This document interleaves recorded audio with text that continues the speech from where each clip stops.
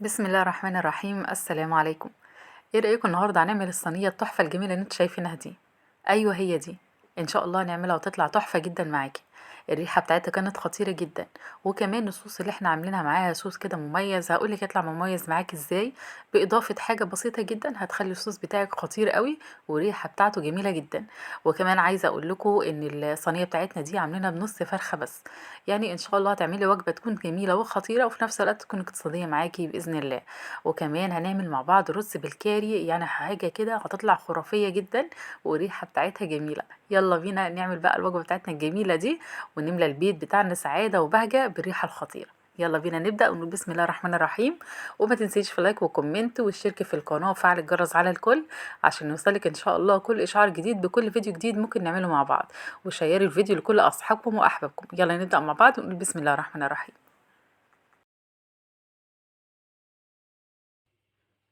ويلا بينا نبدأ نجهز الصينية بتاعتنا. هجيب هنا عدد 2 بطاطساية، هقطعهم مكعبات بحجم متوسط بالشكل ده.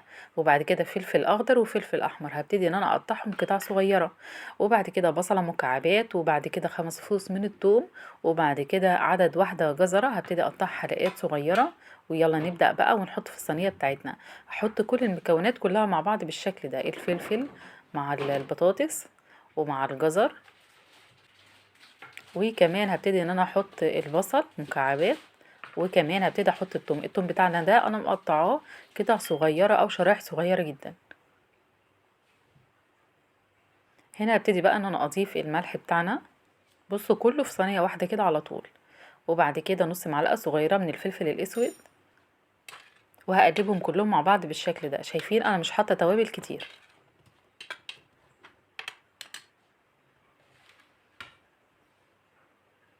هاجي هنا هجيب في بولة صغيرة كده، وهبتدي بقى ان انا اعمل صوص كده جميل جدا. هبتدي ان انا اضيف في نص البولة او نص كوباية مية تكون سخنة. وهبتدي ان انا اضيف طحينة السمسم يعني، وهبتدي ان انا اقلبها مع بعض بالشكل ده. انا حطيت هنا معلقتين صغيرين بس تكون ممتلئة. واقلبها كويس جدا، ادوبها كأني بعمل سلطة طحينة بالظبط. وهبتدي ان انا اضيفها على الخليط بتاعنا. عايزه اقول لكم ان الصوص ده الطحينه بتخلي الطعم بتاعها كريمي وجميله جدا. لما بتغلف البطاطس بالذات بيطلع الطعم بتاعها خرافي مختلف تماما عن اي طعم تاني ممكن تكوني جربتيه في اي صينيه. بصوا انا ابتدي بقى ان انا اقلب كله مع بعض بالشكل ده. ووسعت مكان في النص عشان اضيف عندي نص الفرخه.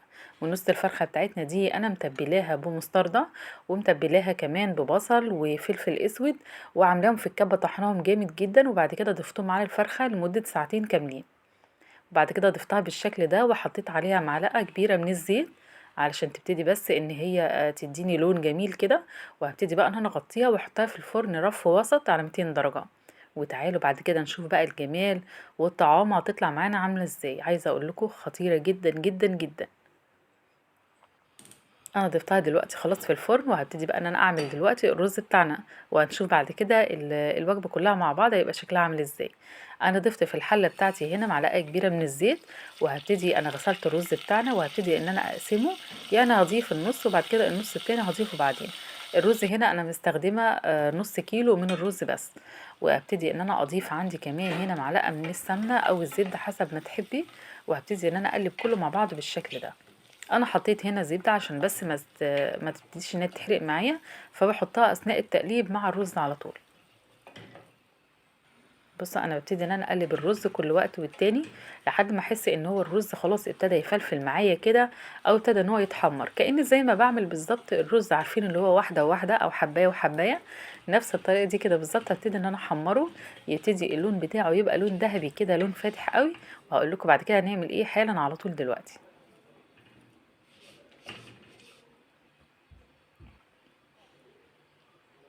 هنا هجيب مسحوق الكاري او زي ما نقول خلطة الكاري. بس اهم حاجة يكون نوع جيد جدا، يعني الشركات بالشكل ده. بلاش نجيب من عند العطارين، لان بيبقى اللي عند العطار ما بيبقاش الطعم الاصلي بالنسبة للكاري. وخدوا بالكم كمان برضو الكركم نفس الحكاية برضو، ما بيبقاش الطعم بتاعه اللي هو الاصلي. فخدوا بالكم من الموضوع ده لان دي حاجة مهمة جدا. بصوا هنا انا حطيت تقريبا هي نص معلقة كبيرة من مسحوق الكاري. وهبتدي ان انا اقلب بالشكل ده. انا ضفته في النص عشان ابتدي ان انا اشوح الاول. واول ما يتشوح معايا والاقي الريحه كده تطلع، عارفين ريحه الكاري دي بتبقى خطيره جدا جدا مع الرز، بتديها طعم خطير قوي. هبتدي اقلب كده، تبتدي الريحه تطلع معايا، واقول لكم دلوقتي هنعمل ايه حالا. هجيب عندي ميه تكون سخنه وهبتدي انزل عليها على طول. طبعا انا مش هحط الميه كتير، على حسب بس المقدار بتاعنا. لو مش عارفه المقدار هبتدي ان انا اضيف حبه صغيرين، وابتدي بعد كده اضيف بقيه الرز بتاعنا بالشكل ده اللي احنا كنا مصفيينه. وهبتدي بعد كده ان انا اضيف الميه حسب الاحتياج، يعني حسب ما تغطي معايا الرز بس مش اكتر. كل ده ورا بعضه على طول، ما بياخدش معايا وقت. هبتدي بقى ان انا اقلب الرز بتاعنا بالشكل ده، وابتدي ان انا احط له الملح. وبعد كده هبتدي بقى ان انا اقلب. طبعا الرز بتاعنا محتاج شويه ميه كده، حاجه بسيطه، هضيف له حبه ميه كده بسيطه. وبعد كده اغطي الرز بتاعنا واسيبه لحد لما يتشرب معايا تماما على نار هاديه، زي ما بعمل اي رز عندي بالظبط نفس الطريقه. بس عايزه اقول لكم بقى الرز بالكاري ده بيبقى له طعم مختلف تماما عن اي رز تاني. هغطيه وبعد شويه هوطي عليه النار خالص، هدي عليه النار واسيبه لحد ما يستوي. وادي بقى الفرخه بتاعتنا الجميله المحترمه طلعت كده من الفرن. انا طبعا شلت معاها الفويل شويه لحد لما اللون بتاعها يبتدي ان هو ياخد اللون الذهبي الجميل ده. وخلاص بقت جاهزه معانا. اكله سريعه وجميله جدا وفي نفس الوقت شيك جدا، والطعم بتاعها مختلف. يلا بقى نقدم بقى الرز الجميل بتاعنا الخطير ده.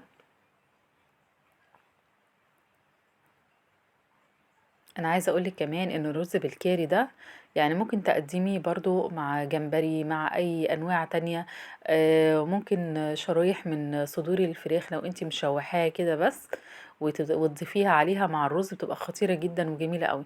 يعني الرز الكاري مش منحصر مع الفراخ بس، لا، ممكن كمان تستخدميه مع الجمبري زي ما انا قلتلك كده، بيدي طعم خطير جدا. والكاري طبعا ليه استخدامات كتيره جدا ومتعدده، برضه هقولك عليها ان شاء الله في فيديوهات تانية. بص انا ببتدي بقى ان انا اقدم الرز بتاعنا بالشكل ده بحاجات بسيطة جدا. وكمان انا عملت معاه سلطة الزبادي، وزي ما قلت لك قبل كده هو زبادي ومعاه رشة كده من النعناع المجفف، وكمان خيار، يعني خياراية مقشراها وبشراها وضيفاها عليها ومقلبهم مع بعض. بس هي دي سلطة الزبادي بالخيار، بتطلع خطيرة وجميلة جدا. وادي شكل الصينية بتاعتنا. اتمنى يكون الفيديو النهاردة عجبكم، ويا ريت تجربوها وتقولوا لي ايه رأيكم، لان ان شاء الله هتعجبكم جدا الطريقة دي. وبصوا بقى الرز بالكاري عامل ازاي، مفلفل كده وحاجه خطيره، واللون بتاعه جميل جدا. عايزه اقول لكم ان الريحه بتاعت الاتنين في منتهى الجمال، يعني هتفتح النفس من قبل ما تاكلي كمان. يلا عايزاكي تجربيها تقولي ايه رايك، واتمنى يكون الفيديو النهارده عجبكم. شكرا والسلام عليكم ورحمه الله وبركاته.